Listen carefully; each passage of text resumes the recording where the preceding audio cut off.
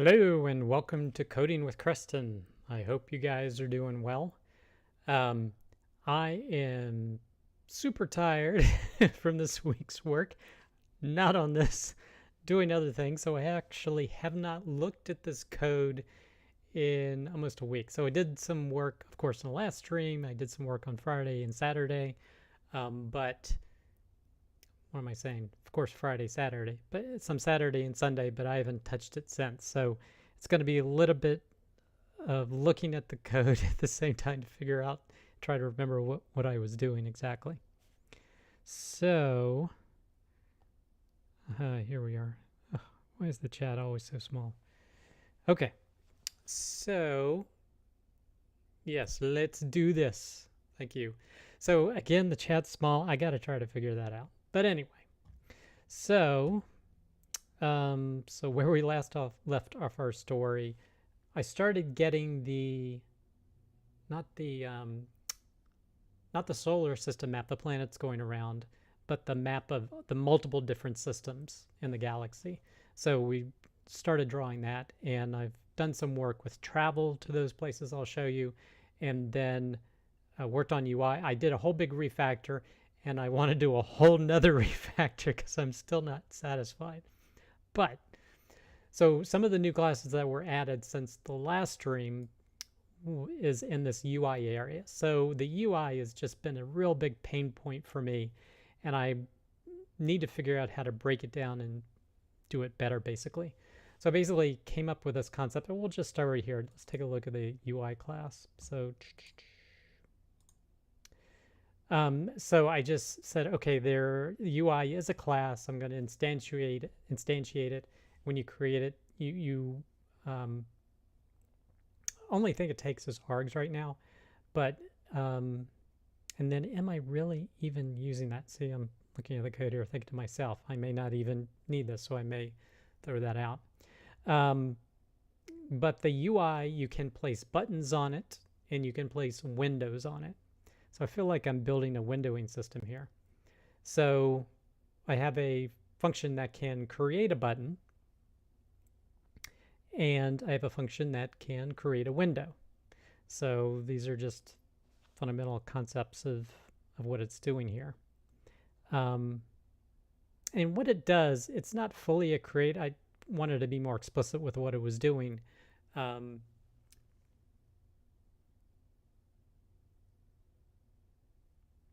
Yeah, yeah, I know. Oh, so actually holding it is an issue? Okay. All right.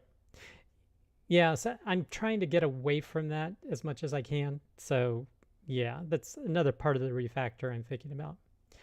But so what this actually does is it creates the button if it doesn't exist. Otherwise, it removes it, I think is what I'm remembering here. So yeah, do a new window.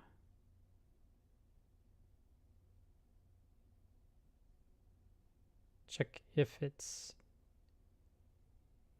empty, go ahead and delete it and then add it to the node. Okay. Okay. So let's take a look at the window class. So this basically just creates a window. It gets initialized with some type of identifier, text. This is really the label, and then the rect that it's going to draw.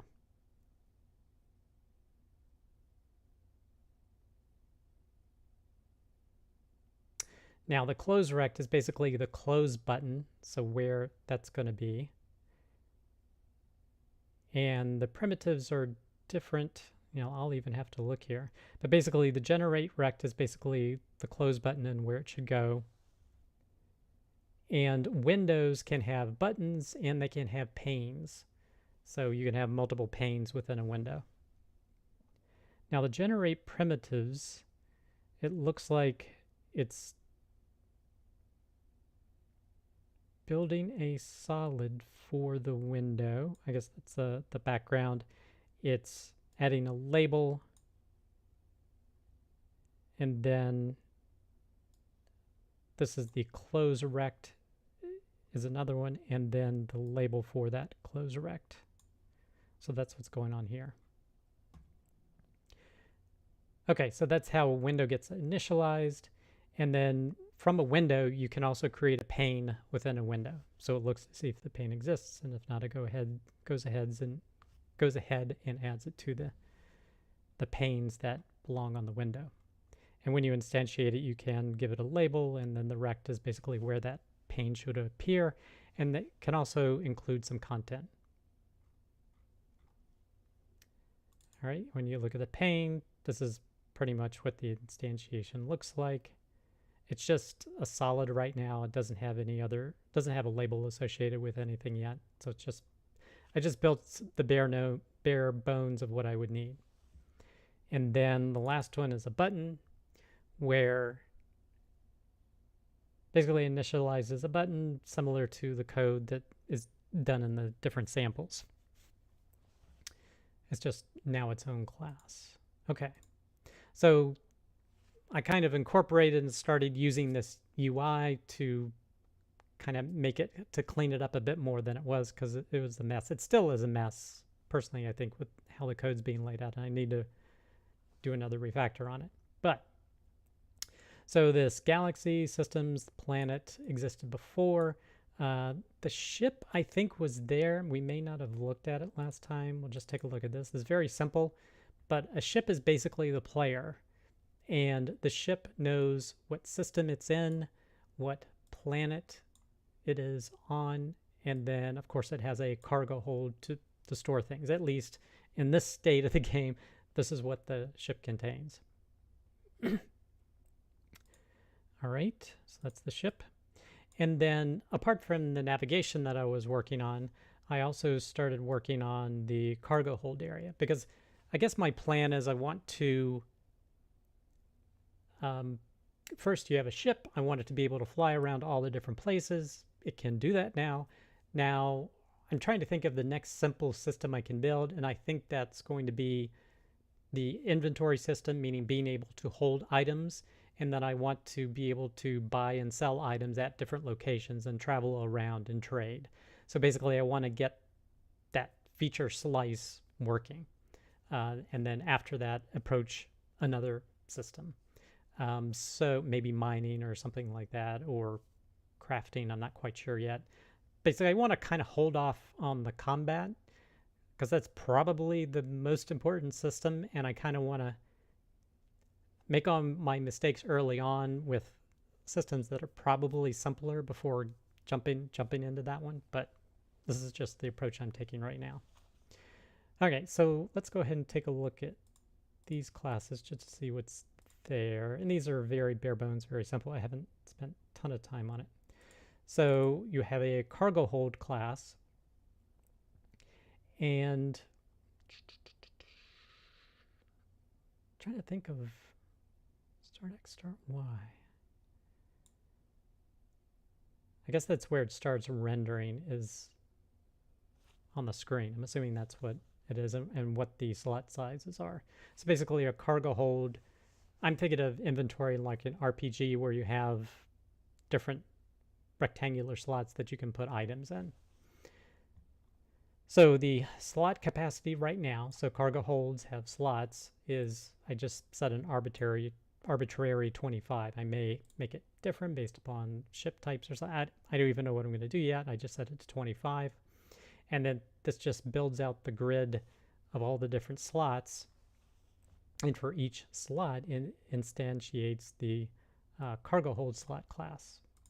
So that is super simple. Super simple. You just take the primitives to do whatever you're going to be rendering, and you have an item stack. Well, what's an item stack? That is just an item and how many items there are. I may actually make this simpler and just have something called an item and not have this item stack concept. I'll think about it a little bit more. And then item is just a name and a sprite right now. So they'll just get more sophisticated. These classes will probably get more sophisticated as things move on. Okay, so going back to the cargo hold, and then the other function down here just adds an item, adds an item stack to the cargo hold. So that's the only functionality that exists, really, because I just wanted to be able to have some code to throw something in there.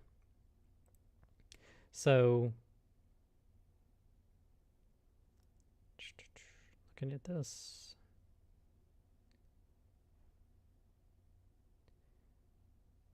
well, the index is less than the slot size. If it's, yeah, empty, go ahead and put it in. Yeah, so it's looking for the first empty slot and going ahead and putting the item in there and drawing the primitives. Okay. So that's all the classes that were recently added. So I'll go ahead and start the game, and we'll kind of take a look at what it does, and then we'll go into the code from there, and then eventually, yeah, we'll get coding something. Okay, so just doing a new game. Now this is different. We used to start on and I'll go ahead and make this larger. We used to start always on the space station. Well, now it's random what planet you start on. So you're going to be starting at a different place for every new game. And from here, you can check out the hangar or not. Or did we just crash? Who knows? Interesting. Maybe the hangar, I'll have to think about what I do with that. Or maybe it's not enabled yet. Well, I just clicked launch, so we are in space. And I can navigate down, and this is in the system.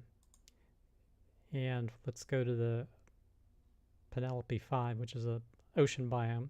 So travel there. So we've landed here. So hangar apparently is not working. Manage ship. It's just an image. Oh, this is supposed to be the hangar. Yes, this is your ship is supposed to be here. The image doesn't exist yet. So that from here you can launch. When you go to manage your ship, well, you can also launch. And when you go to manage cargo, you can actually do trading. Again, the UI is just going to be changing a whole lot, but this is what the cargo looks like at this point. So you're on a planet. In the right area here, I'm planning for it to show you what is available to buy and sell on this planet. And here is essentially the rendering of the cargo hold. So if I hover over it, you can see, again, this needs to be fixed, but I just put an arbitrary 552 metal, and I put a laser cannon in this one, and just made them slightly different colors for these two items. Hangar. Did I misspell it? Oh, maybe. Okay. So eventually you'll be able to fill up your cargo hold. You'll see how many items you have. You can trade back and forth, like there'll be a buy and sell. My thinking is there'll be a buy and sell button down here to be able to transfer it over. All right. So let's go ahead and look at the cargo hold code now, and then we'll look at the planet navigation, because I'm thinking start with a navigation. So I showed you kind of how this was set up, but then the code of what it actually looks like. Let's go into the scenes. This will be the manage the cargo hold. Okay, so I create a separate call a method that manages the state or the defaults, then a method that does the render on the screen, and one that accepts input. So in terms of setting up the state, this is basically setting up the new UI class and storing it here. And I'm adding the trade, hangar, manage ship, manage cargo, and save game buttons that you'll see down here, using the functions and the classes that I showed before. Then I instantiate a window using the functions I showed before. I'm calling it the cargo hold, so that's what is showing here. And then I create a pane within that window because I'm thinking the pane will be here, but then there won't be a pane with the buttons down here. But again, we'll have to see. And this pane is by default, sorry, the pane down here by default is black, but I'll have to figure out how I kind of want to handle that. And what I'm also doing is the content of this pane, I've linked it to the ship's cargo hold. So it basically knows how this is going to render here. I'm not sure I'm entirely happy with this, but this is kind of what I'm going with right now. So, okay. Let's see. Cargo test. Oh, this is me just populating it, like just throwing some stuff in the cargo hold. So basically, add to the items, add an item stack to the cargo hold, and I have to instantiate, of course, the item. This is the metal, this is the sprite, and then I instantiate the item stack, which requires an item as well as how much of that item. So that's all I'm doing to put stuff in the cargo hold. So I could throw in anything I want in there right now. So that's pretty much what the default state is. Here's what the render is. Basically showing that background image. Doing the, these are the primitives for the UI buttons. These are the base buttons down here. Render the windows, which right now only one exists, it's this one. And then render the window elements. So windows contain panes, it can contain panes and buttons. So that's what this does. It actually calls another function that exists down here to render out those items. We'll go take a look at that. So render the window elements. That just steps through the buttons of the window, the panes of the window, and renders out their primitives. And then there's also panes can contain elements. So there's a panes elements function. And that basically says if the pane ID is a cargo hold. So this is where some of the conditional, like I could put this logic, have it more of a shared state. That's part of what I want to do as part of the refactor, because this is not going to change much between scenes. But this is more specialized for this scene, so I need to figure out how to handle that code better. So if the pane ID is the cargo hold, then do all this code, basically render it out. And here we're looking for the cargo hold slots, render their primitives, look at the for the cargo hold slots, render out their primitives. Oh, wait.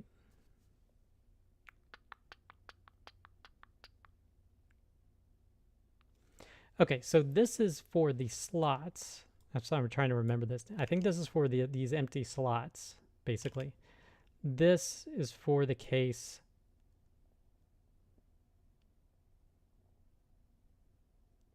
where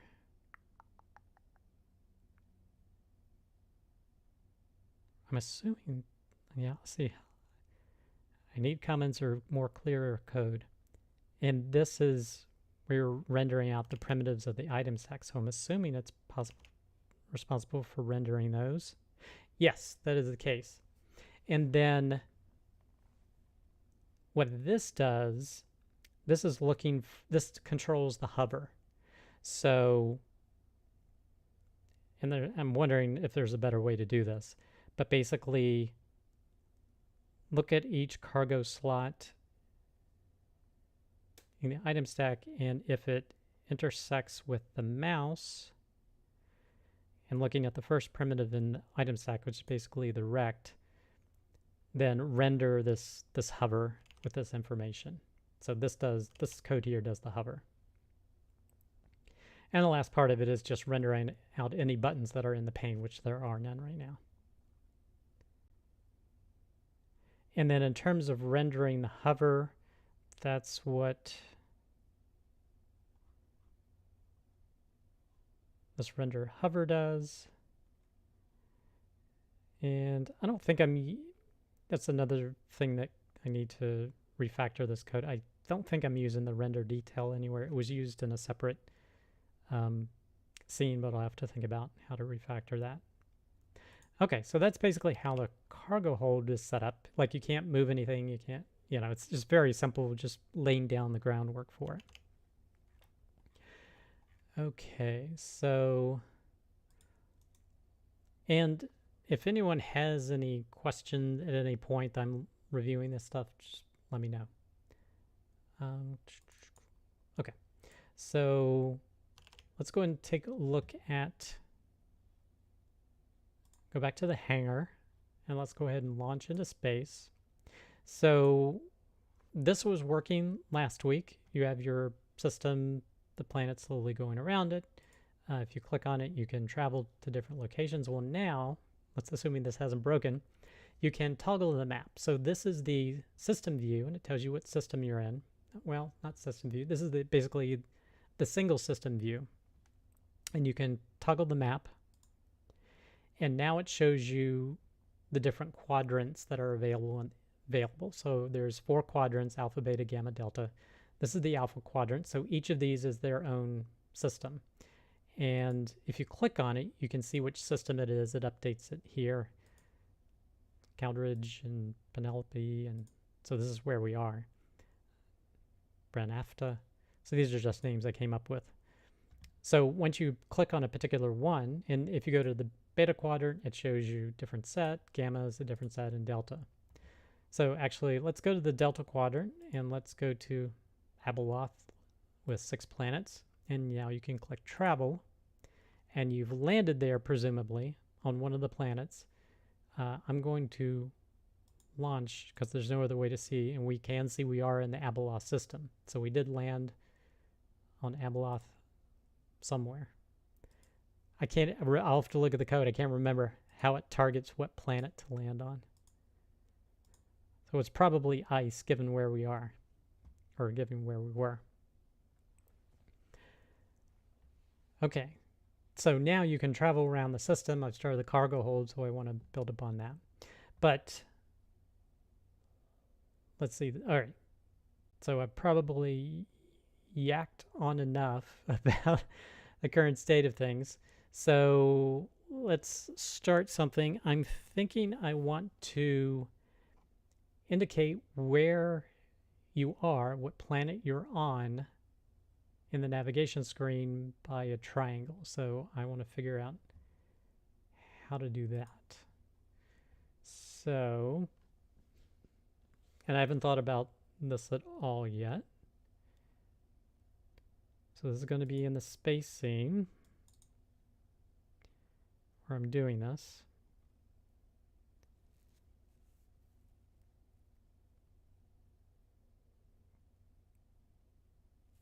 It's going to be part of the...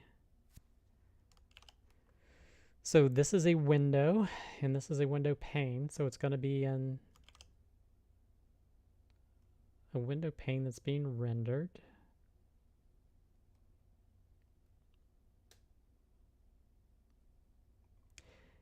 And the pane actually doesn't get created in the state. It gets created in the input because it's a dynamic window. So you can open and close it. Because like this is a different scene. We're just clicking on different windows that are popping up. So we're always in the same scene. Okay, so like when you clicked on the navigation, it creates the window, creates the pane, and creates the button to toggle the map, and then creates that detail pane on the right. And it builds the system map. So maybe that would be a good place to put it. So if I look at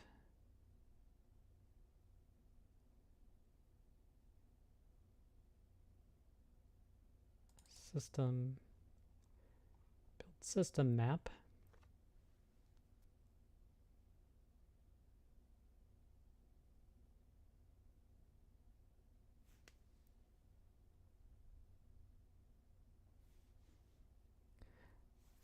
Sorry, it's a little hard to see Muchi, so what am I building? I'm building a, in terms of general, I'm building a space, 2D space game. Specifically, what I'm trying to do now is my ship is on one of these planets. I want to give it an indicator by just making it a triangle to start. So I have the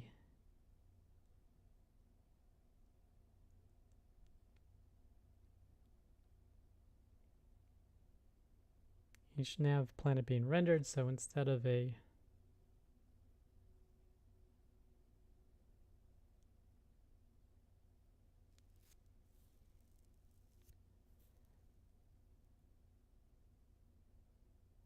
oh no, this is using no, this isn't my own engine. This is using Dragon Ruby.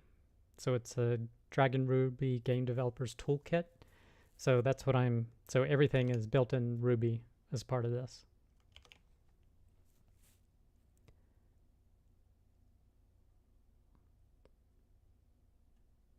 So I wonder if I can just,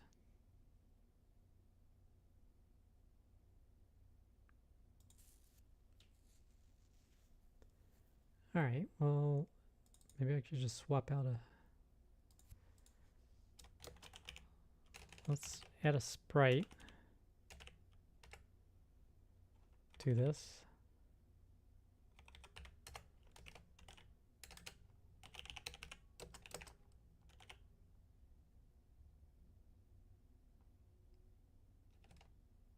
And I won't pass anything yet.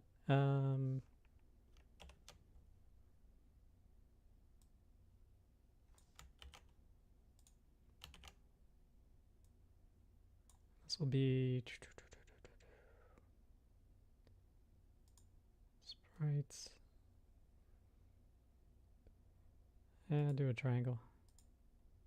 I gotta do equilateral too.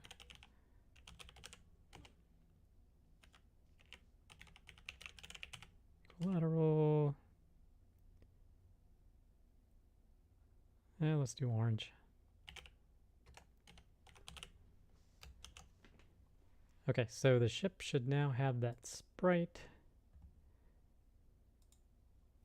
And now, let's just throw in a conditional. I usually just try to get something working and then refactor it later.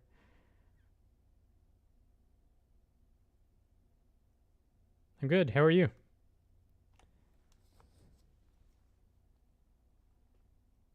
Monty? Sorry, the chat is super small. And especially the names are like different colors. So it's even harder to see the names. Anyway. So conditional, let's say if it's, well, I have the arg, so I can't say state ship. If it's dot planet equals planet, then sprites.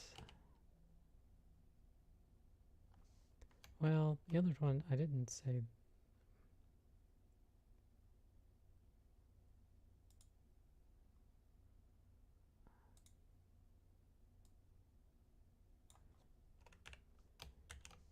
I'm going to do that.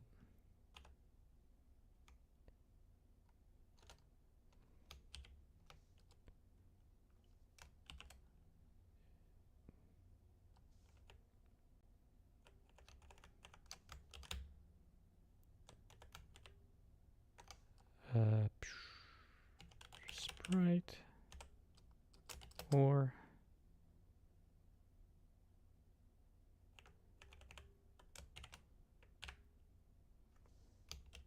will that work?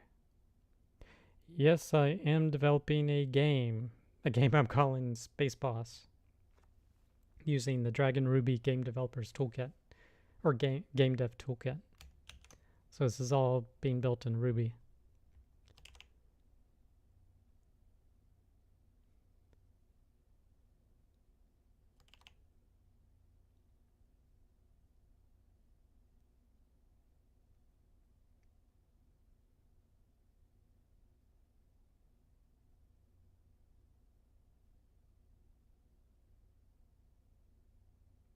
Oh yeah, I mean C# is fine, especially I mean that's what Unity uses. So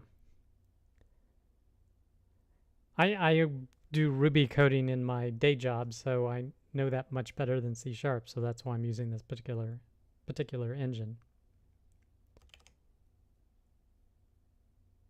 Hmm.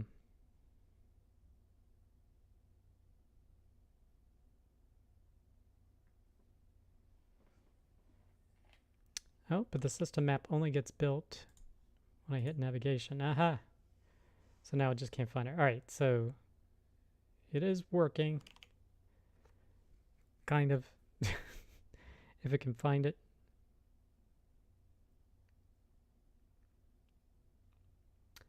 But this is not. It only gets instantiated on when the ship is created, and the ship is created with a new game. So let's start a new game. Launch, navigation. Okay, so it is working. So here's where you are. Okay, well that was easy. So, all right, let's do the same thing for the quadrant maps. We want to identify where we are. I think this may be a little bit more difficult. We will see. So this is the system map.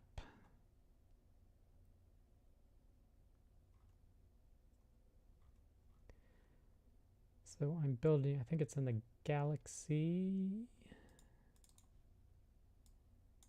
I'm building the quadrant map. Yep. And here's where I'm choosing this.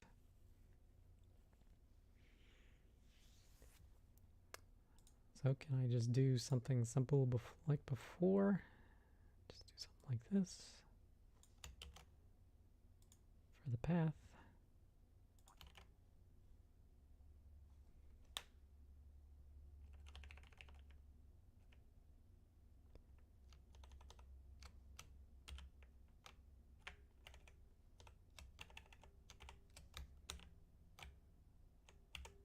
Sprites work group, sprites.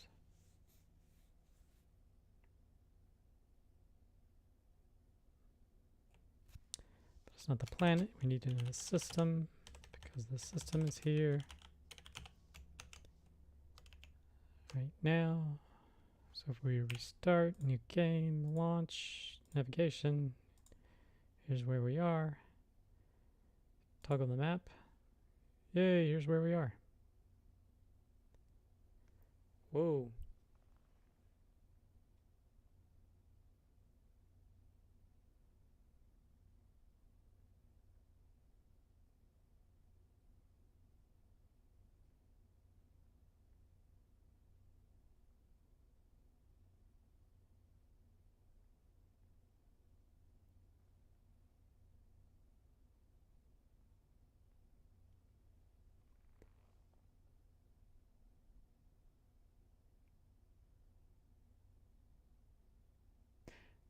Oh, I'm pretty busy today. I'll have to, yeah, let me think about the best way to do that. So let me think about the best way to do that. Okay, so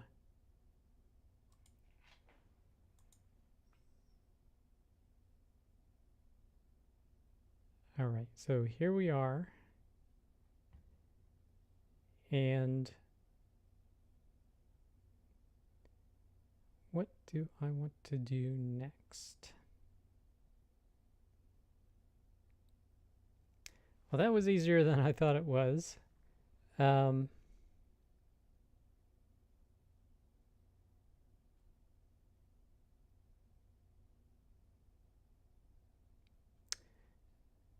Other thing I'm thinking about is restricting the paths you can go through the different systems.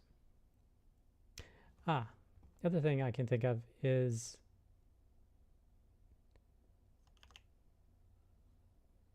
listing out or designating the jump gates.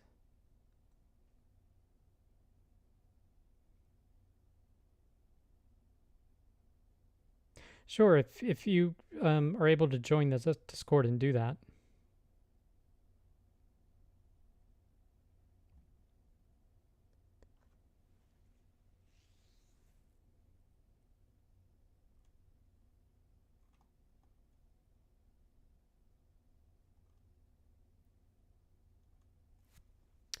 So I'm actually going to create a new method.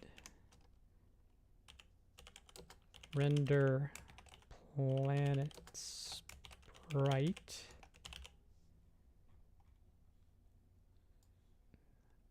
Put that in there.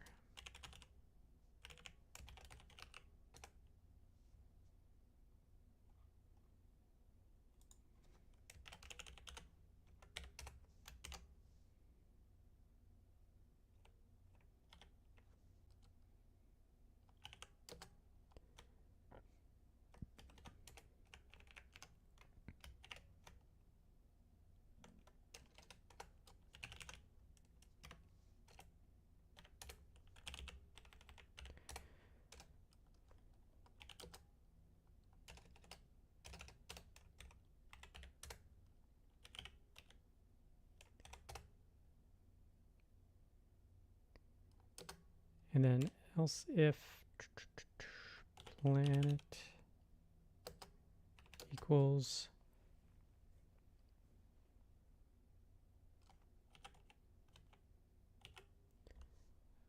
what do I call it? Jump gate? Jump point.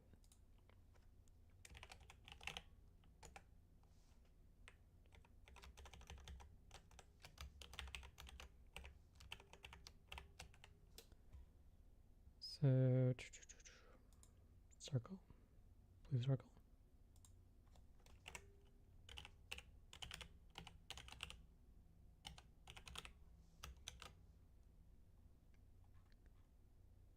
And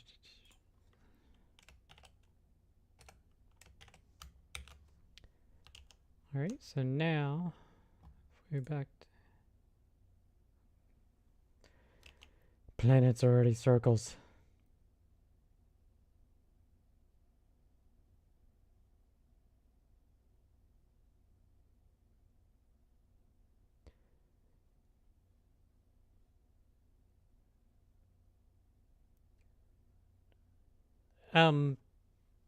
Actually, there's a rubber duck Discord, and I'll make a note.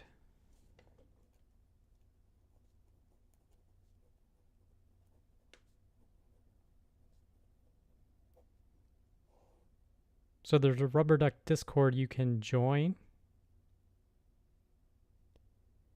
I don't know. I'm gonna have to look.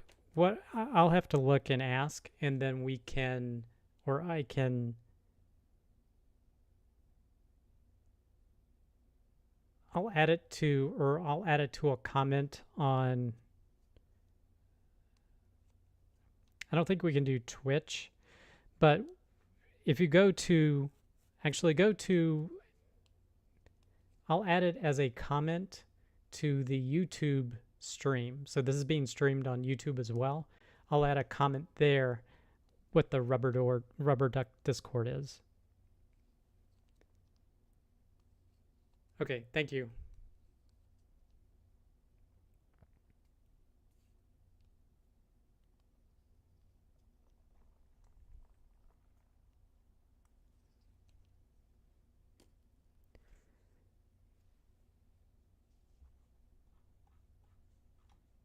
Okay, so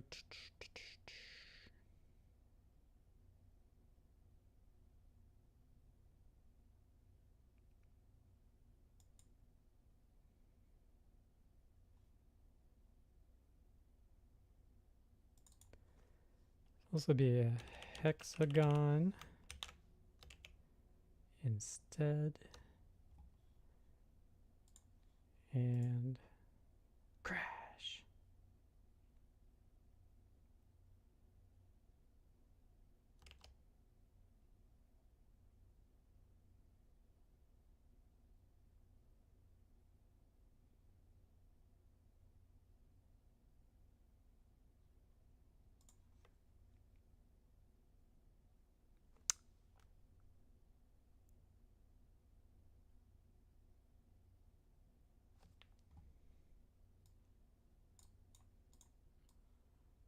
I think I did that wrong.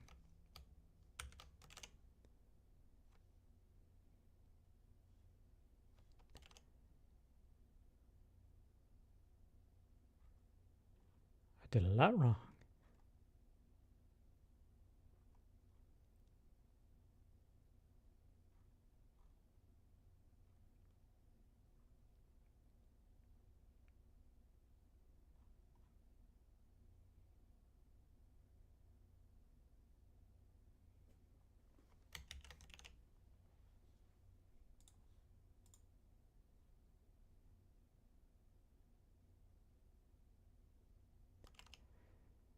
Planet missing. Oh, but of course.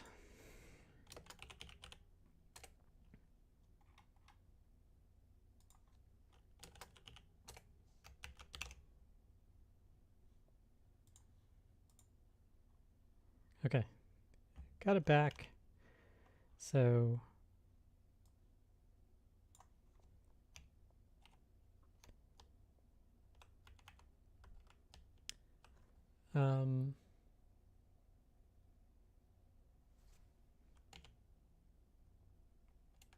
yeah, just need to do that. I think. Not obvious, but there's where the jump gate is.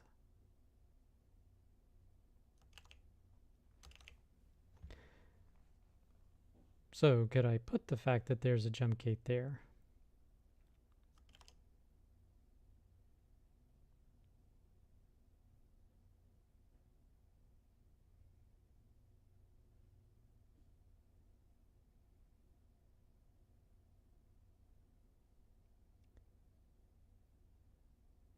Thank you, Chris, for doing that.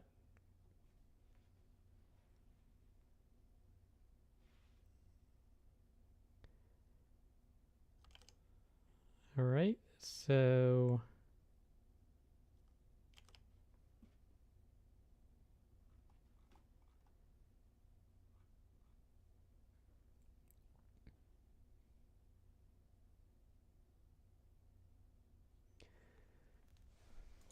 those are details, and where does that get? Actually, I'm going to continue on with this for now, and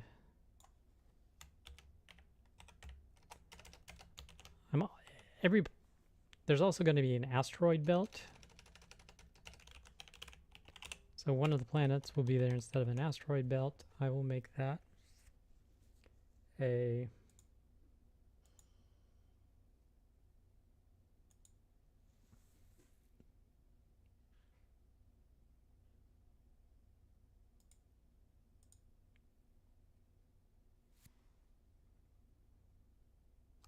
isometric gray, maybe.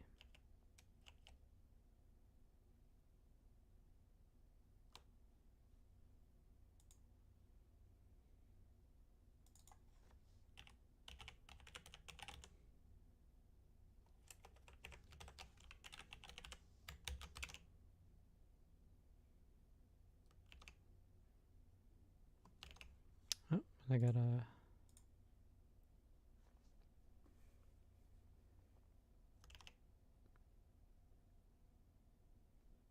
I thought I called it asteroid.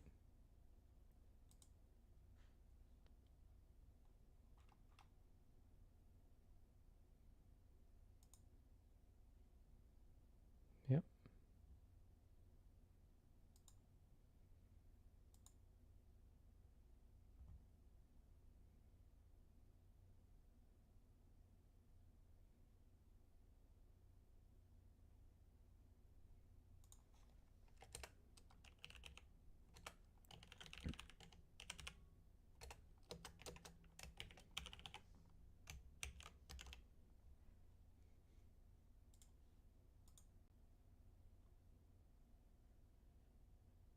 Hmm.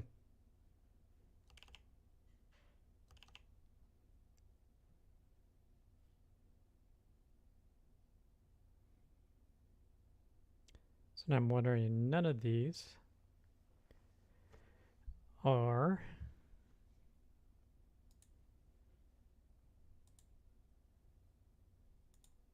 All right. Well,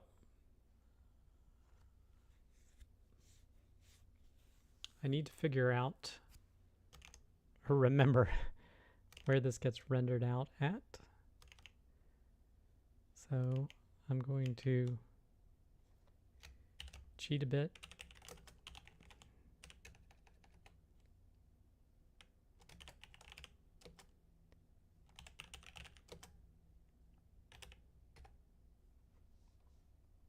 What's happening? Scene space render detail.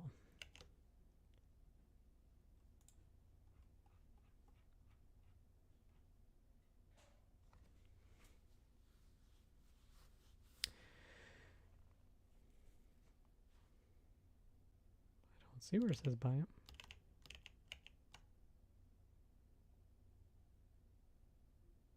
Oh, that's the call, right.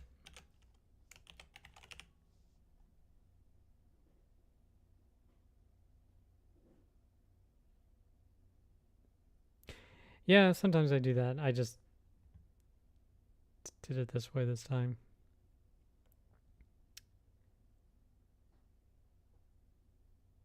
So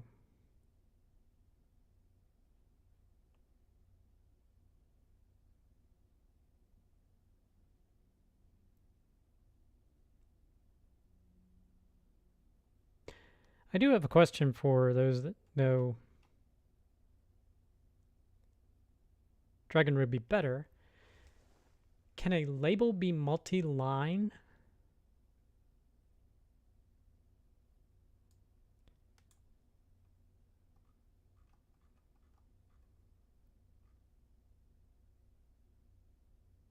Darn. Yeah, I think I tried doing a new line or a carriage return, but yeah, okay. Hey, where the heck? Okay. So this is going to be, yeah.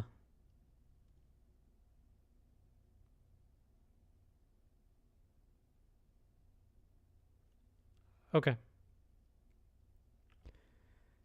So I want to do, I think this.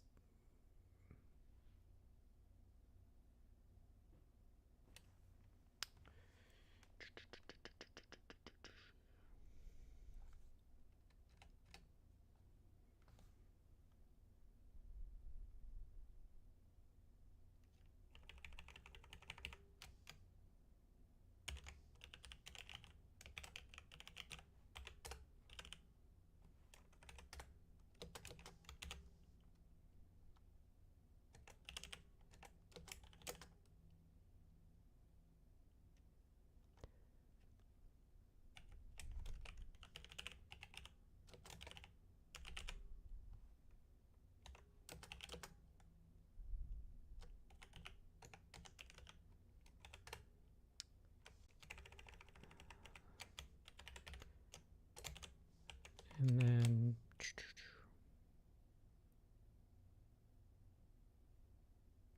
I'm building a game called Space Boss in Ruby using the Dragon Ruby Game Developers Toolkit. Asteroid field and howdy. Welcome to the stream. Or I'm struggling to write a game called Space Boss. Let's see, asteroid. I'm trying to do jump point is what I want.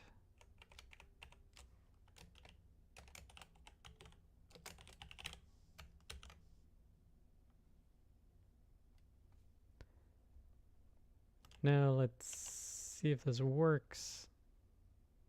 Oh, is everything? Oh.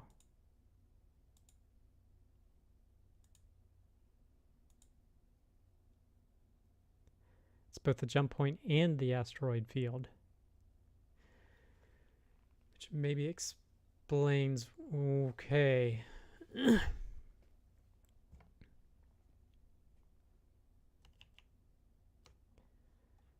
Which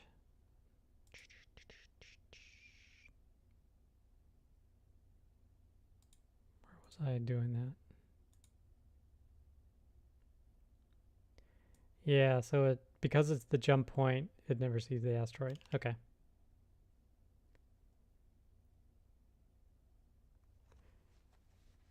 So I don't think I'll want the asteroid. And what I'm envisioning for the asteroid field is this is what I want. I don't know how to do it yet, but have basically a set of rocks in a circle going around. But because it'll be an asteroid belt, at least that's the intention. We'll see what actually transpires. Um, okay. So, but let's travel to another Grafeps. Go into space again. All right, yeah, so it is working. So this is the asteroid belt. And no jump point, or maybe, yeah, this is the jump point. Yeah, of course. Where we travel to is the jump point. Yeah, so I knew it was in the code somewhere. So if we go to here and travel to the Grafeps 4, land in the grassland, we launch again. Now we can see this is where we were, and this is the jump point, and then this is where the asteroid belt's supposed to be. Okay. So yay, that code's kind of working. All right, now what do... All right, so travel and different notifications are working for these placeholders. So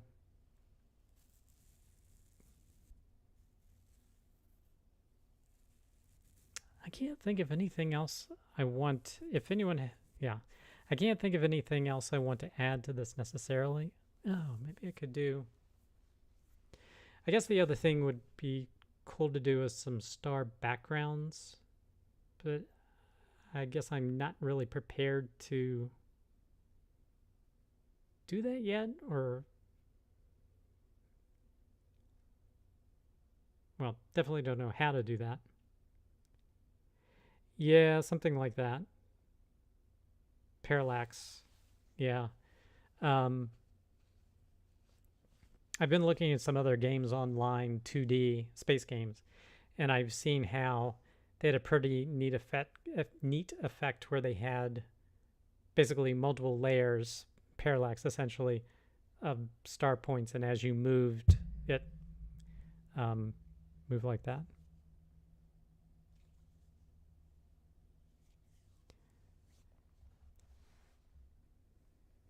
All right. Well, I think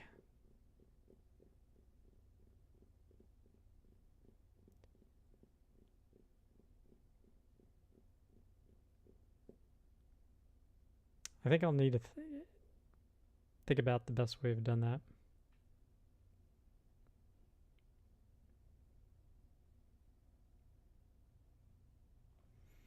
Maybe at this point,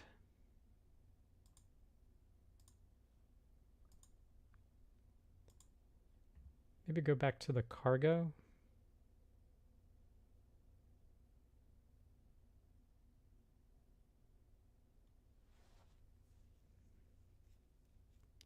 So maybe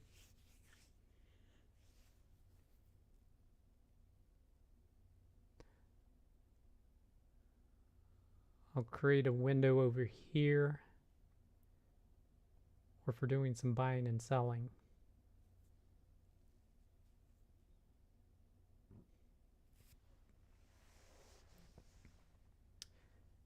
All right, so I think I'm going to tackle that because I think I have sort of an idea of what I want to do with regard to that. So,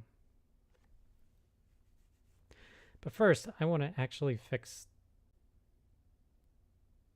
this if I can, because I don't, yeah, not happy about this necessarily. How this is how the hover, and you can't really read it. So I want to fix that first. So let's go ahead and close those tabs out. Go to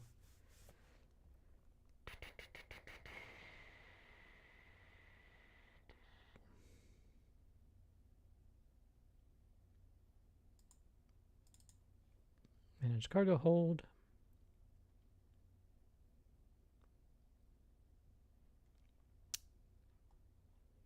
it's the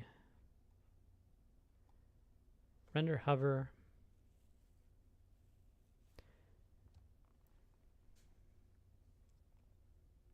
I think I want to just add some more primitives for now.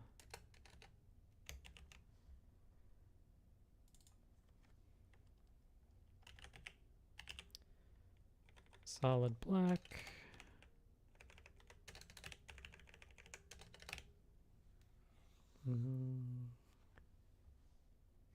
Don't need the text, or don't need this.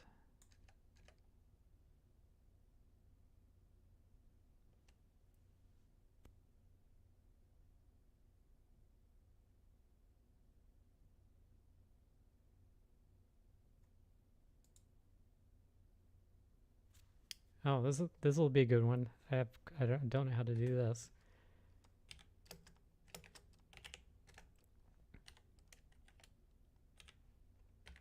I don't even know if I've set these. This just may crash.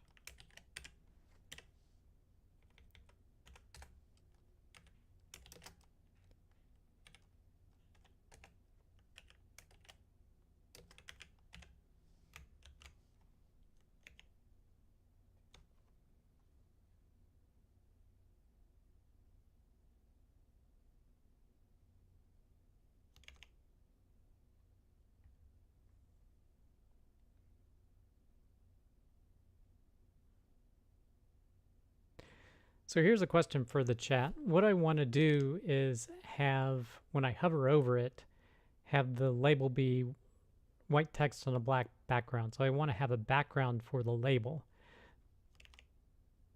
But usually the labels grow in size to however much text is in there. How do you define the limit?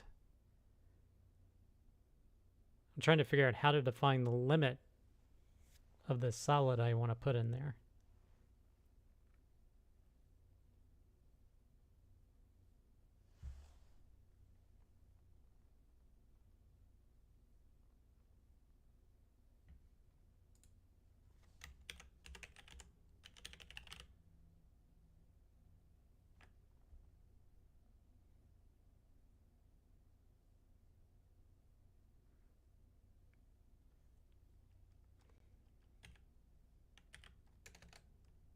I see calculate string box.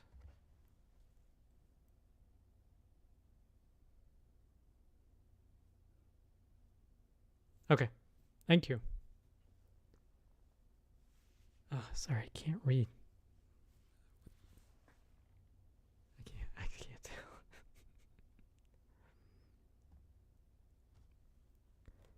Make text bigger. Oh, wow, that worked. Zed, thank you, Zed.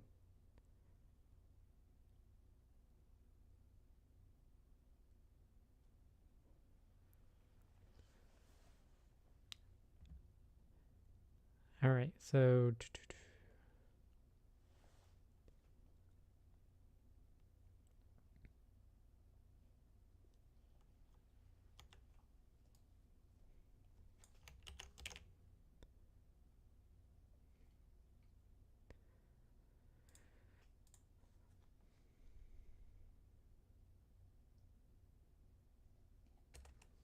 we want to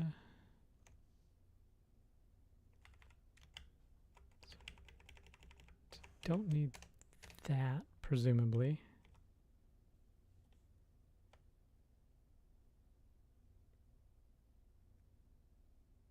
Okay, thanks.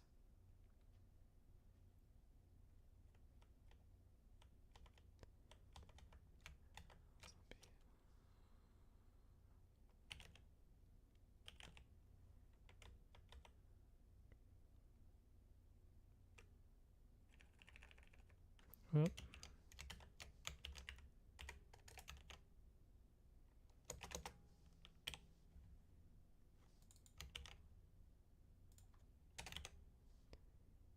The font. Oh, I gotta know the font too. Oh, yeah.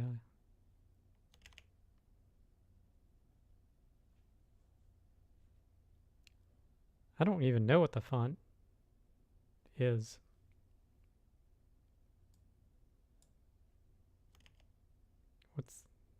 Does anyone know the default font that comes with. Try leaving it off. Okay.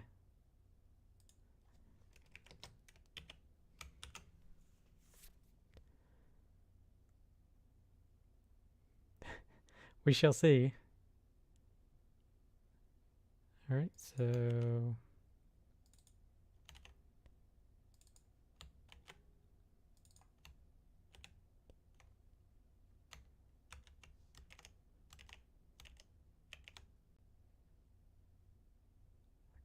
boom.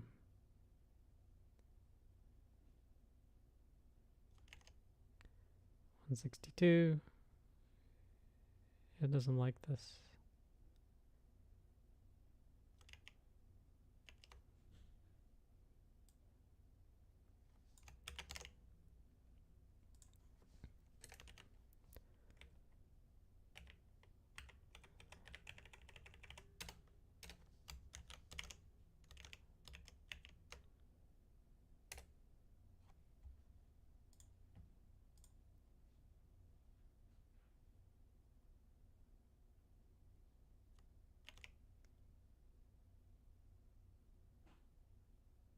Integer. What does it think's an integer?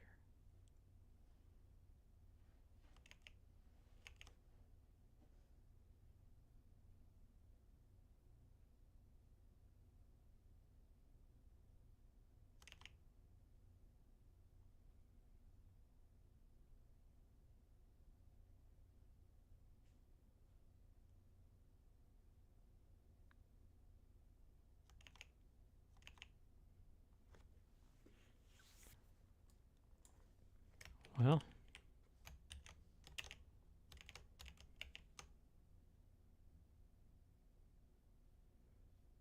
huh.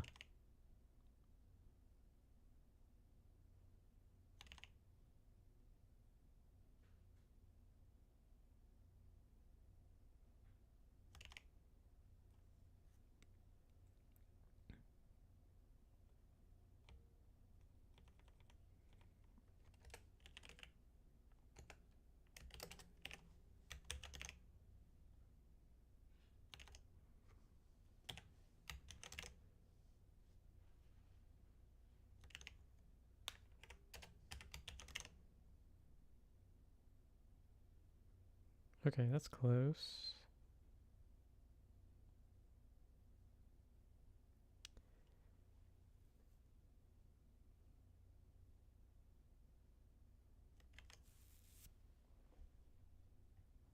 That's supposed to be a rect? It's a text.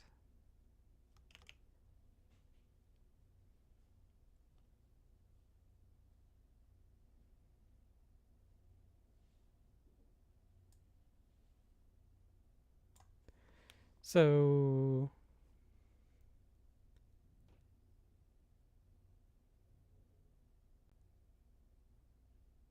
okay.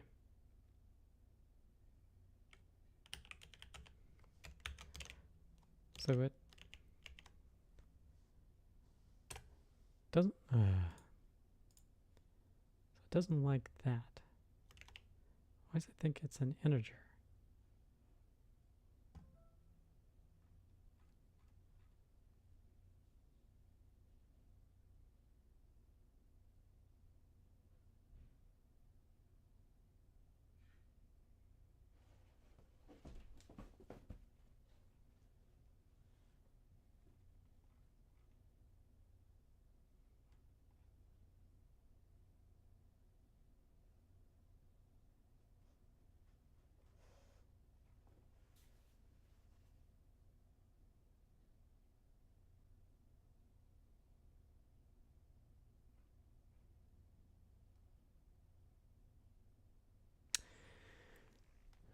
Yeah, but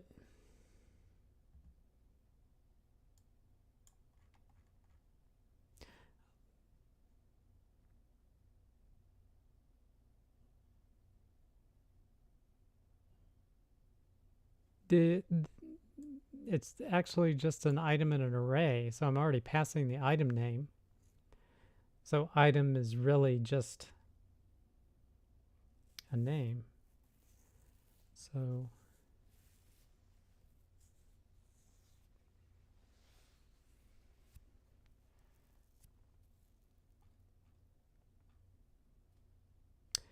Oh, it doesn't like this. Can I just do this?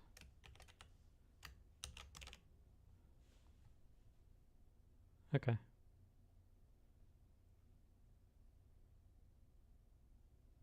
Yeah, you're right. Yeah, it was the item count.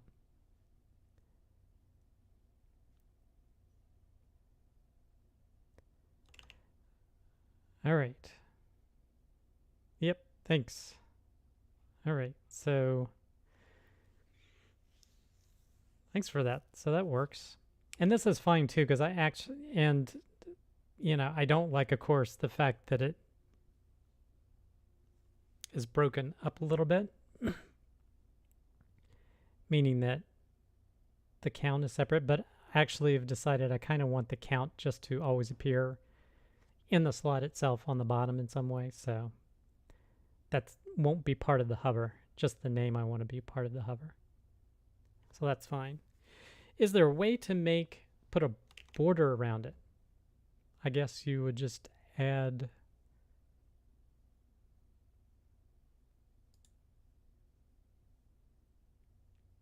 you can increase this by 1, make it a little bit larger, or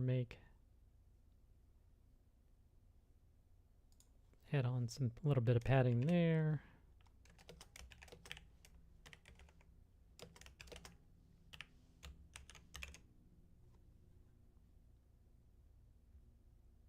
Yeah, I think that's working. And now can I... Right, I want to make a border, but I just wanted, what I meant is padding. So just a little bit more padding.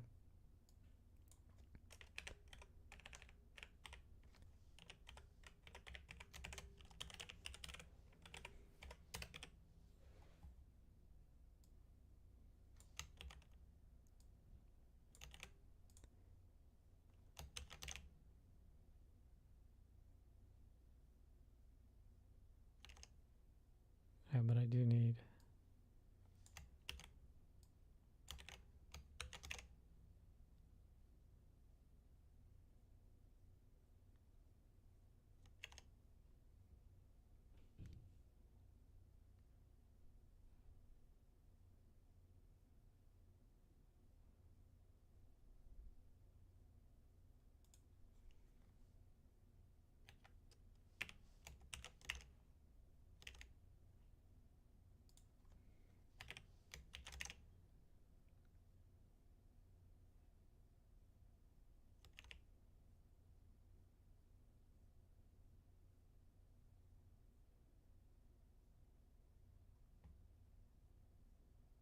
Okay.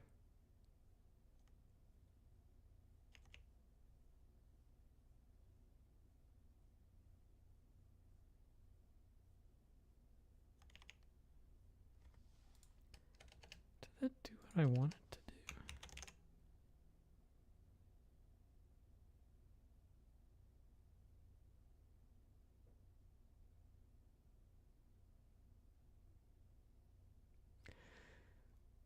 So this is very...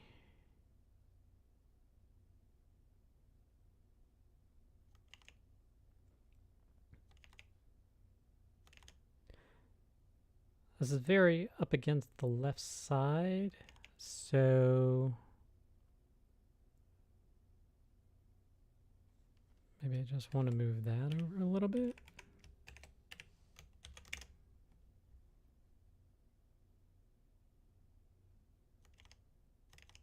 Oh, moved it up and right.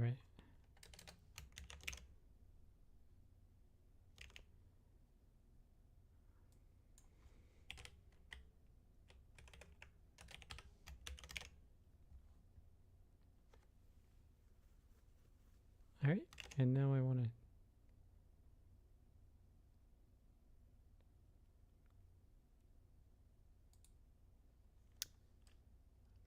make it in general to be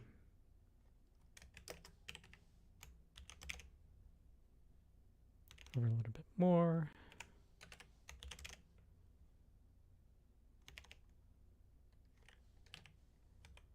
And make it down, whoops, down a little bit.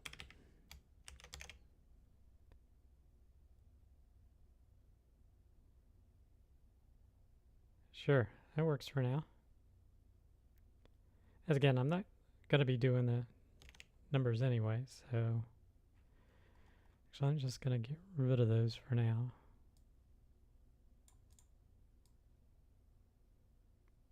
Yeah, I'll keep them for now.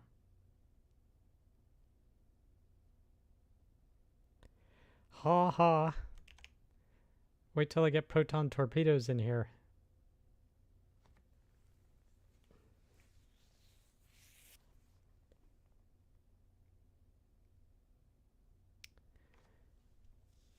Okay.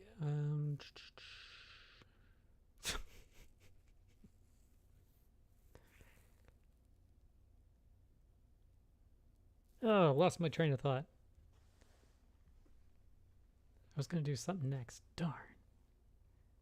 All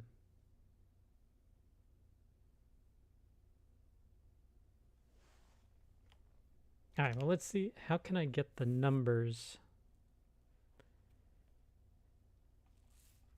So I actually want to render those primitives elsewhere. I want to render them not in the hover.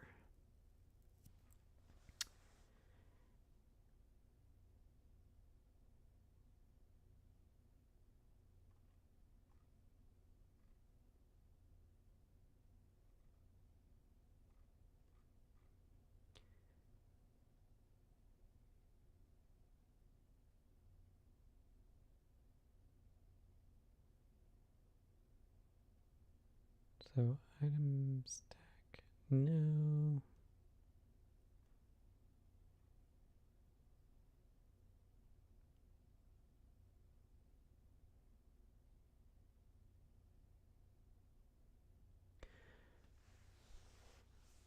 All right, it's part of the item stack primitives.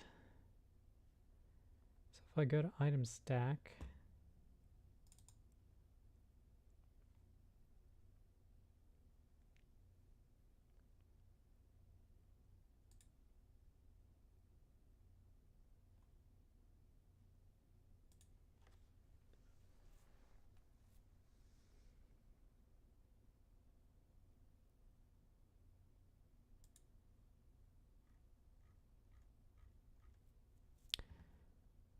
seems like it'll be a pain.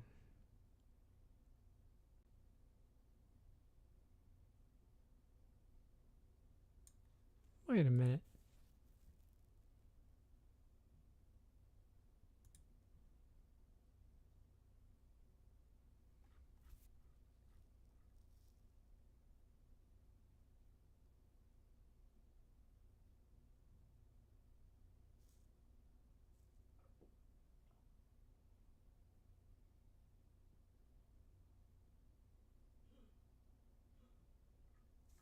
So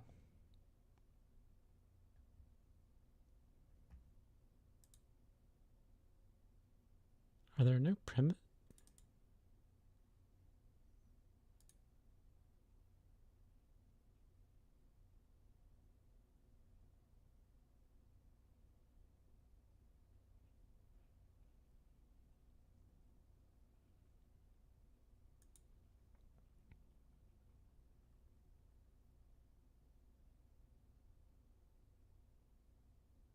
Hey, sire.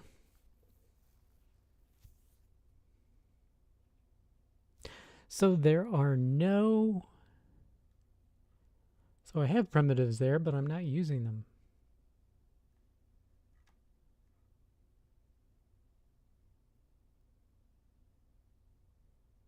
But I am.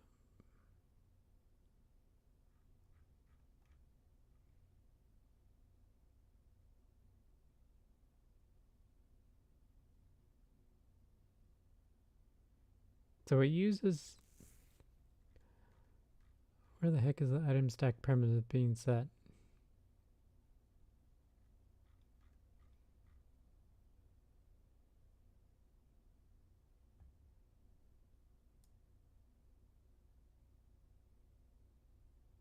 It's not being set up here. That's all right. Nice to have you.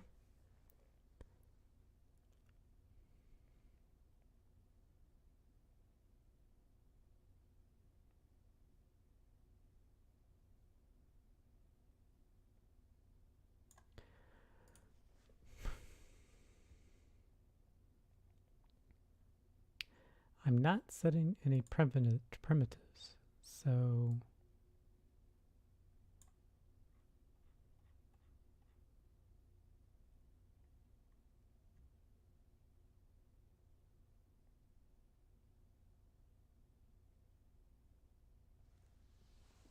I mean, if I comment this out,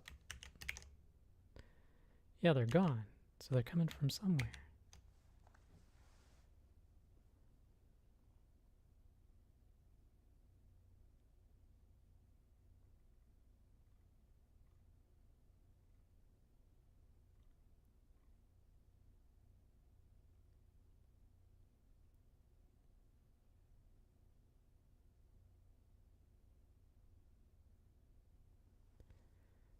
All right, that's a list of things I need. That's another item I need to learn about is render targets.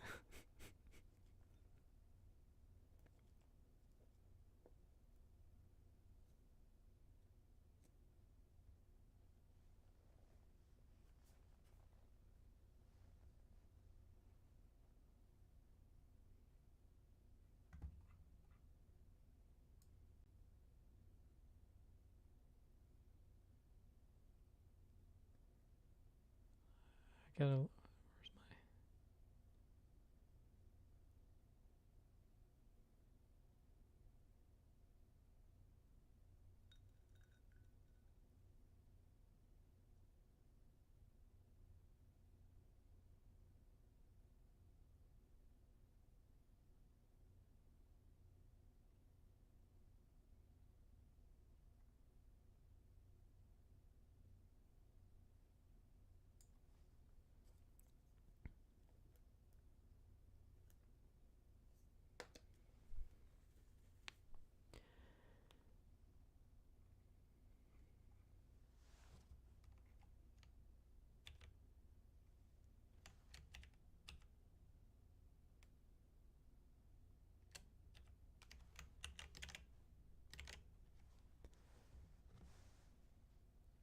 All right.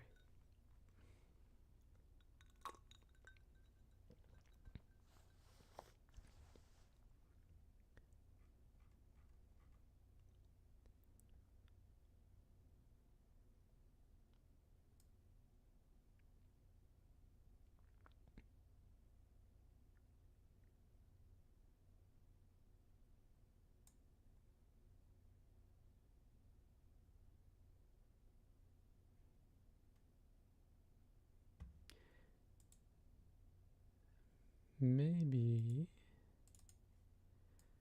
the cargo hold is setting the primitive. Yes.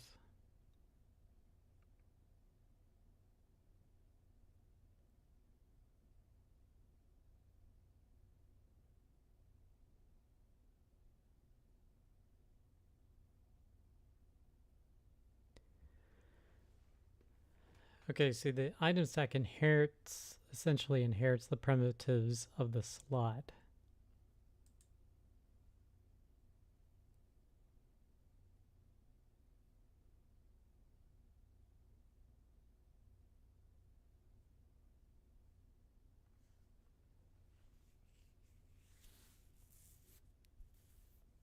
Or at least that's how I've implemented it so far.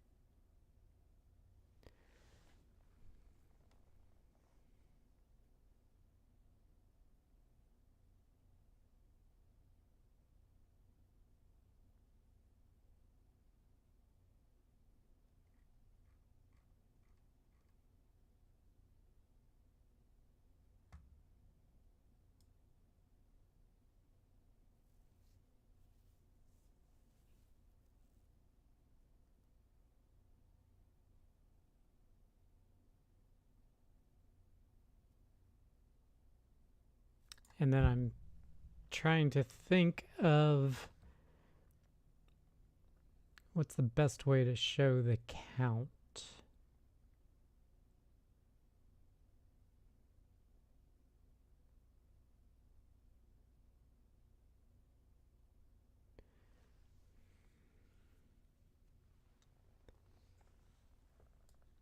Well, I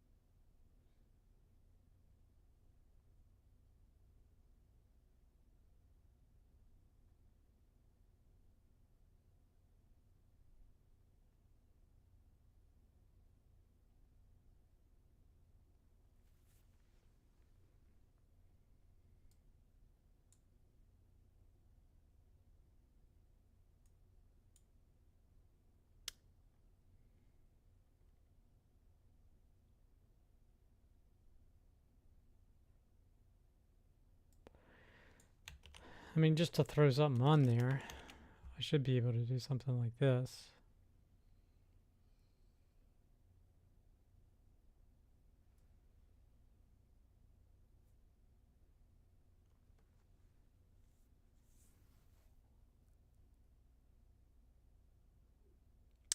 Um,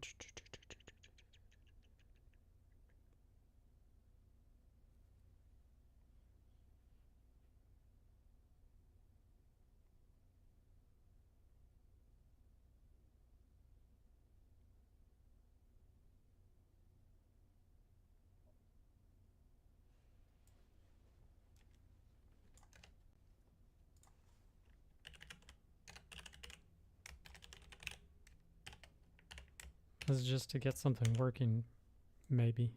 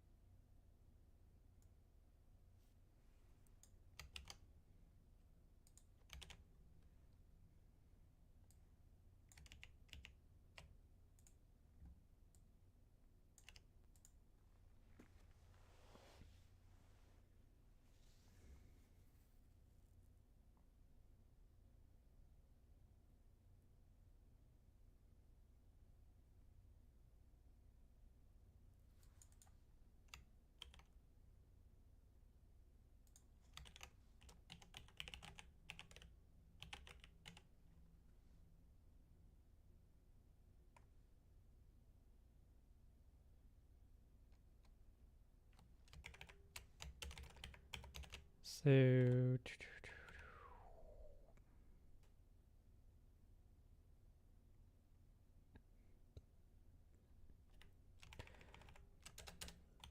just doing a label.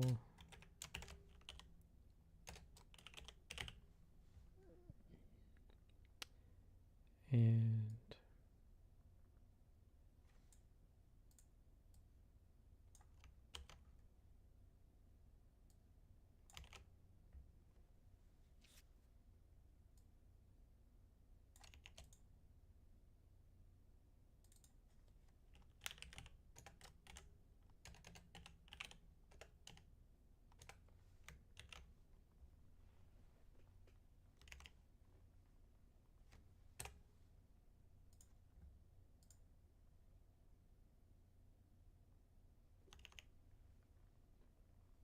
divs.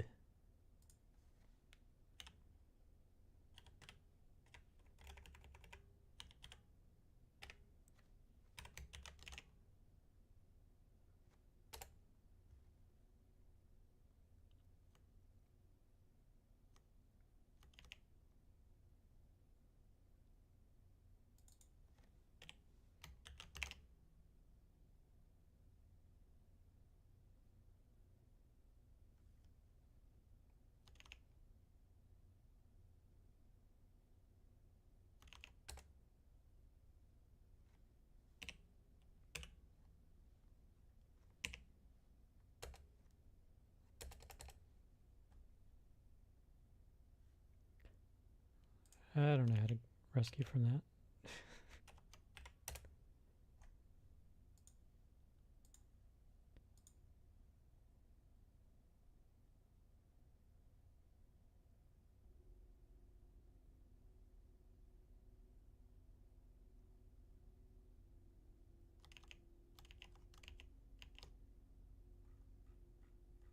Yeah, item stacks initialized up here in the state.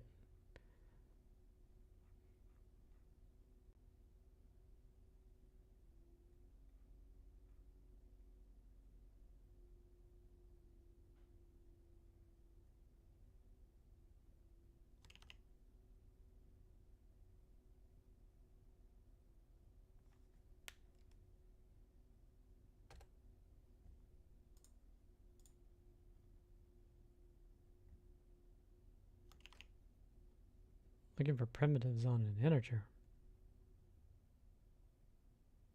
Item stacks an integer? Wait, what line number? 63.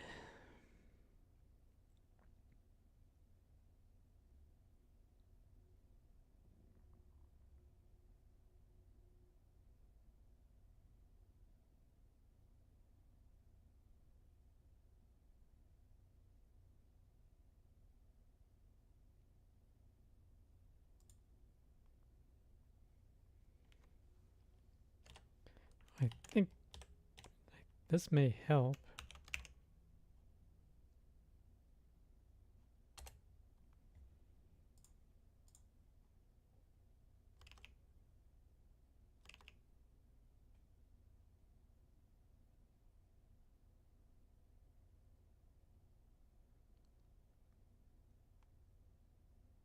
Item stacks just a stack of items? Alright, so it's saying this is 1.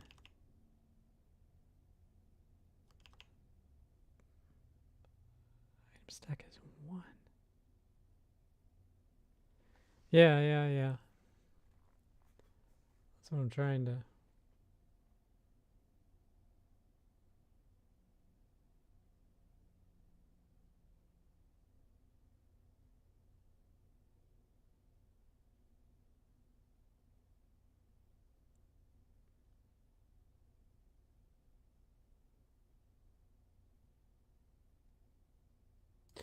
Yeah, it's not gonna work.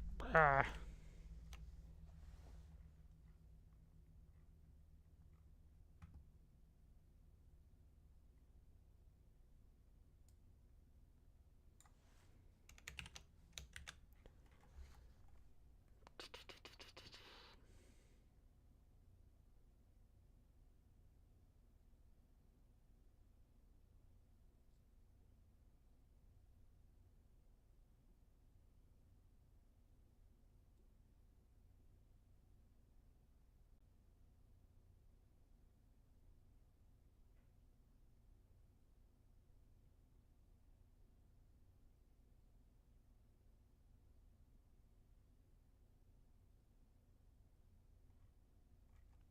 I don't know how that's...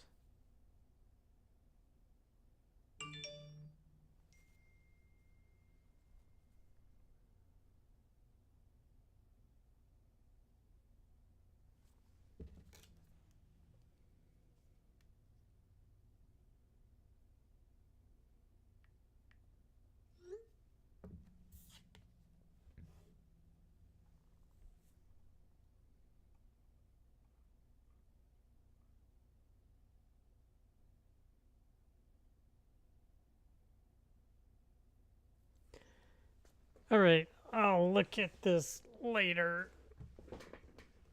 I want to move forward on something, at least get stuff rendering over here, so I'll go through that and see how that works, and I'll revisit fixing that. So... Alright, so I want to create a new window.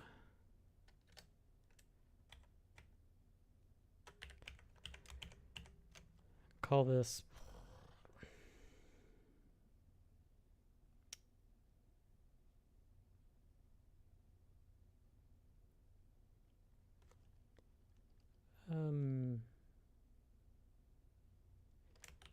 planet market, maybe.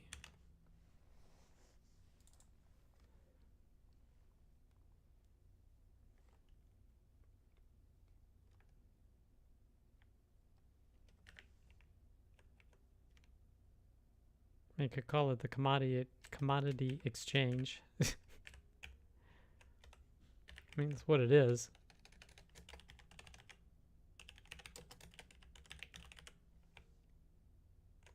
I don't know.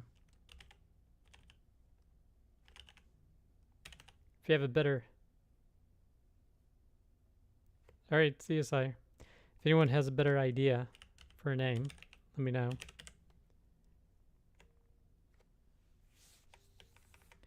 Alright, and let's move it over to the right. Same size, same amount. All right, move her a little bit more.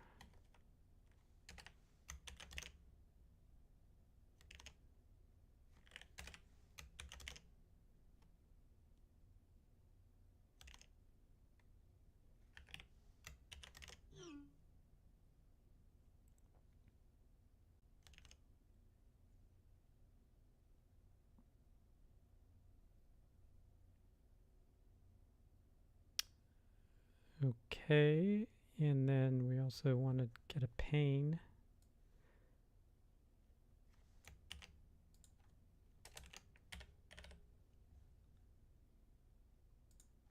Yeah, just leave it where it was. Just to make this easier.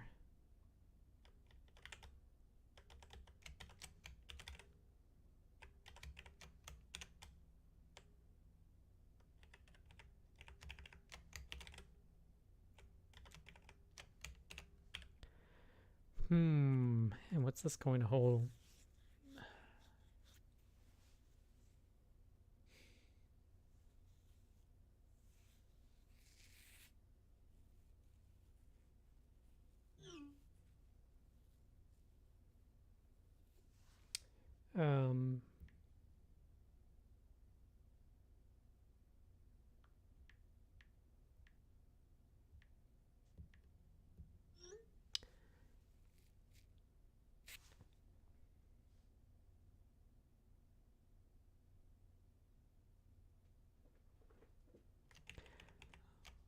I'm going to leave this null for right now, although can I?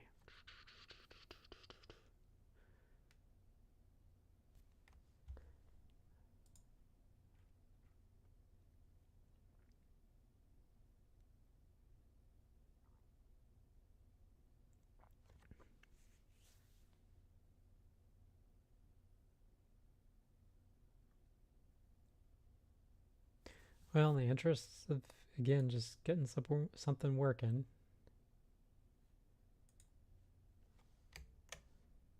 Just going to save this as commodity exchange. I gotta think of a better name for this. Commodity exchange will have slots.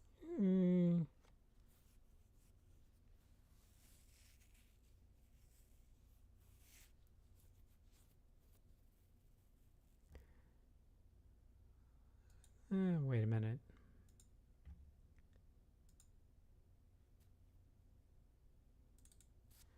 Maybe just don't want to. Maybe just to start, I'm not going to reinvent the wheel. So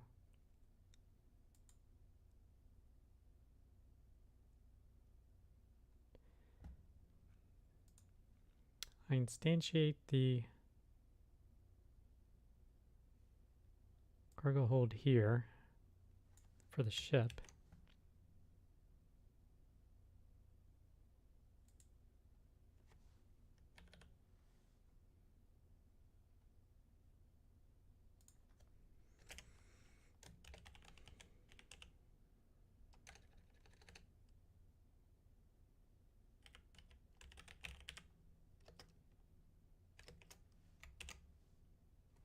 Maybe I'll just make a new cargo hold here.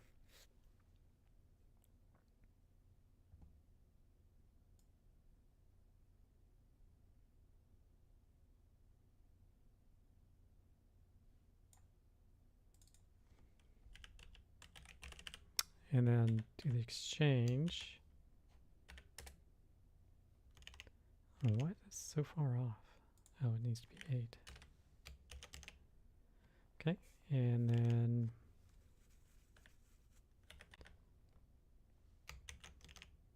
well, nothing's blown up yet.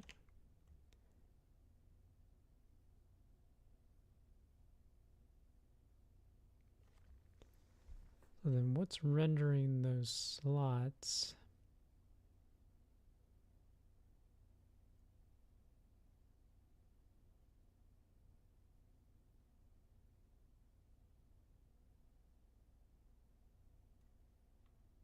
Oh, right. So I'm looking at this. Okay, so I'm doing the cargo hold. So if the pan ID equals the cargo hold, do this. Or pane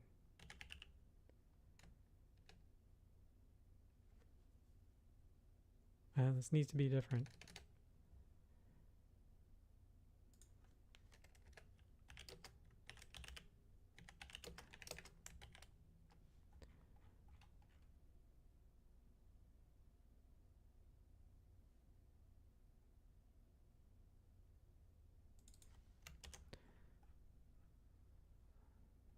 So commodity exchange. Ugh.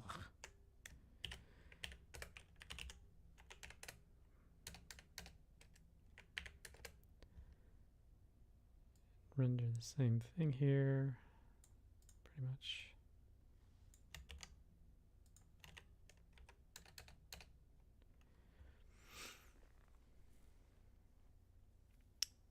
I don't want.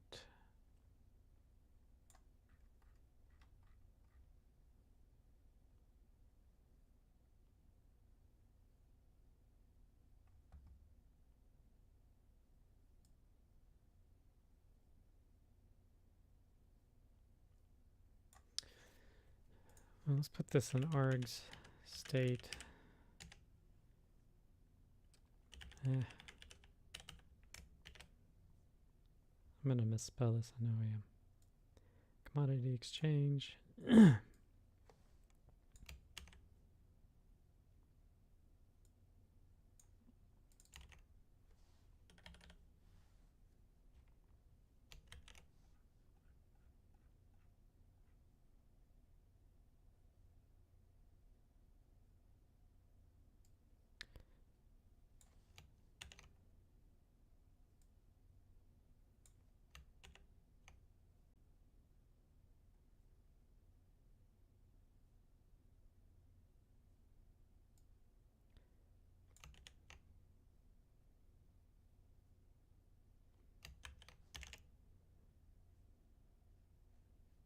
Darn. Oh, it's rendering over top of it.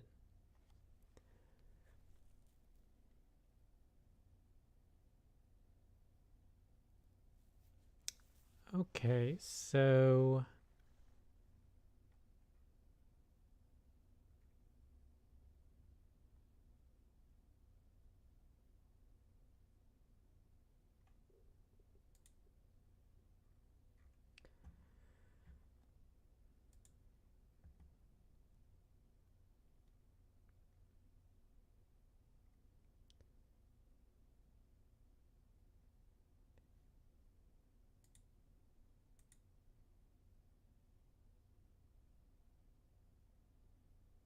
word exchange. Maybe it's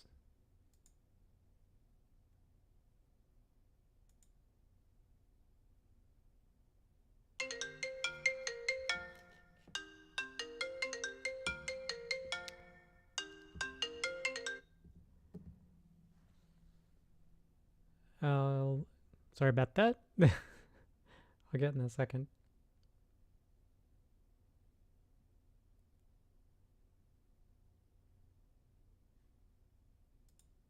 So I don't need this.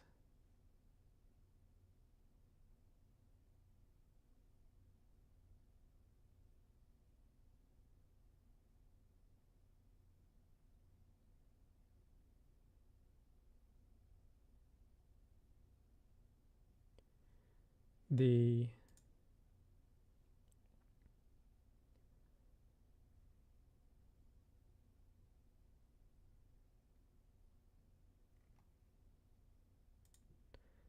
all right, so I need to find where this is rendering.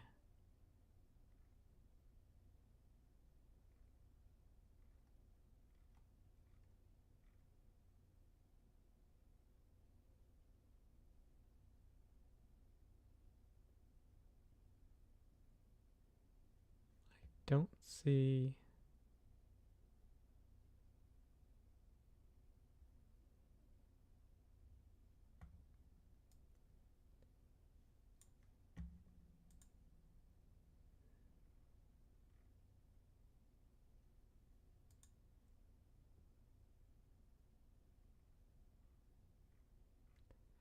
Just basically need to find out where this is rendering.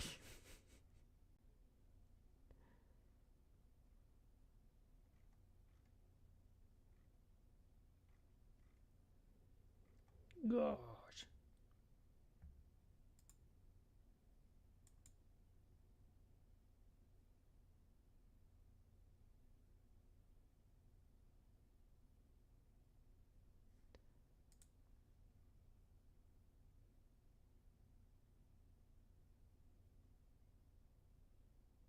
So it's where the slots are created. So it's here. It's right here.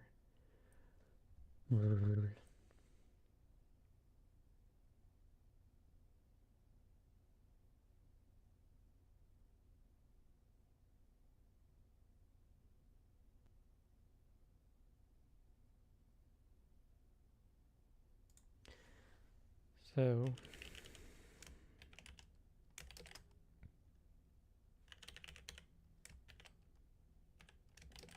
need to set different starts for it.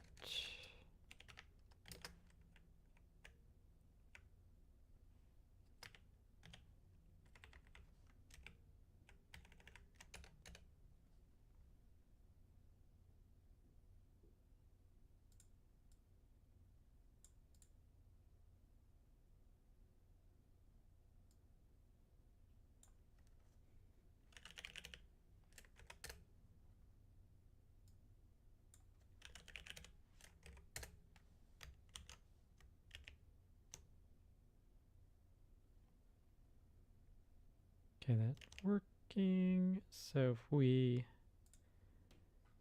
back to cargo and we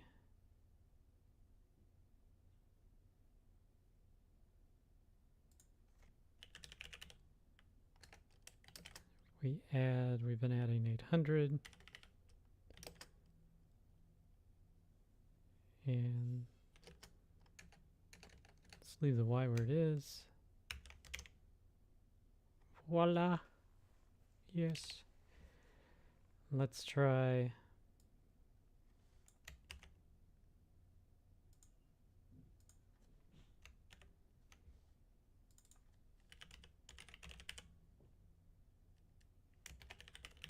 exchange task. This is just hacky code I put together to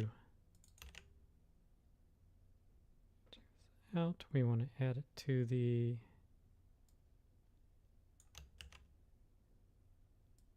so the cargo hold we're adding to the commodity exchange.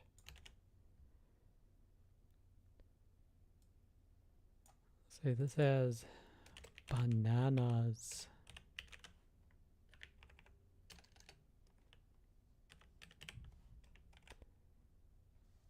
We've got a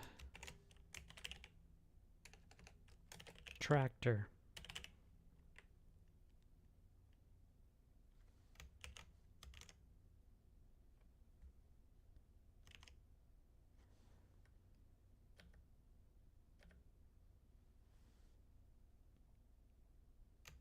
Maybe.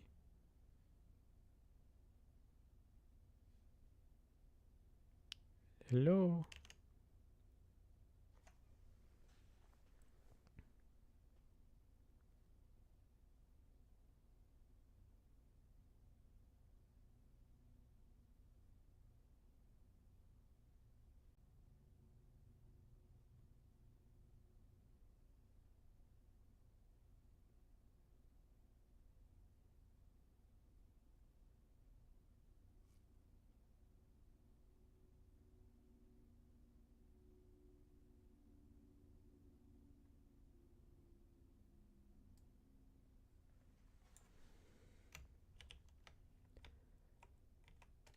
what happens if we just place this down here? So this works. So if we just...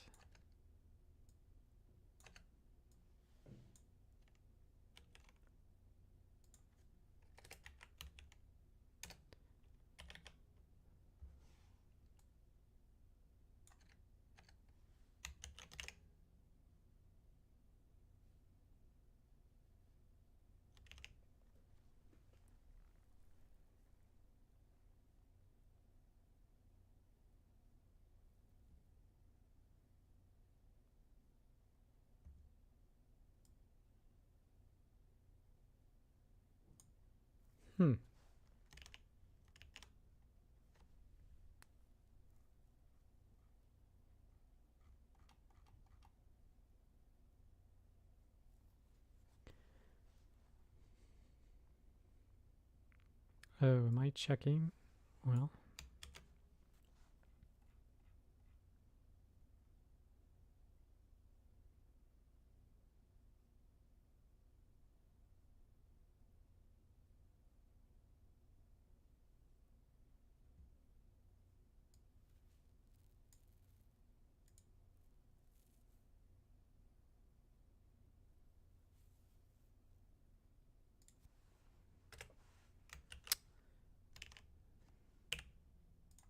Just try resetting. Wait, did I just see something? Alright, they're there and they disappear.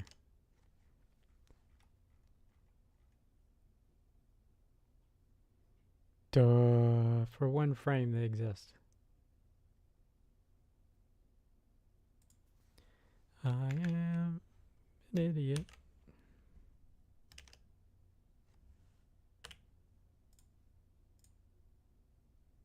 Yay.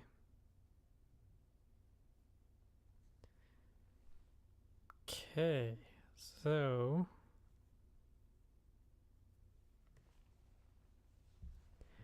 I think that's probably enough damage for today. So basically what I want to get set up next is buttons at the bottom here where you can sell items over or buy items. I also want to be able to move this whole the slot system up and have basically a blank space here, so when you click on an item it shows all the details about it below here, not just a hover, but it shows all the detail, how much excuse me, what it is, different details about it, and then have the button to sell it. And then in the right on this side be able to do the same thing, click on an item to see the details, and then click to buy it. And I may want to make this more of a scrolling interface rather than this inventory-based interface, but I was just getting something set up quickly here. All right. But other than that, I think that's it. Thank you for joining me this Friday. I plan to stream the next Friday starting at 4 o'clock until 6 or so, although we're a little shy of that this week. Or if you're also, thank you if you're watching the recording of the stream. Be sure to follow us at the rubberduckdevshow.com website. You can sign up to get notifications of the shows that we're putting out. Other than that, I will talk to you later, and thanks for joining me. Bye.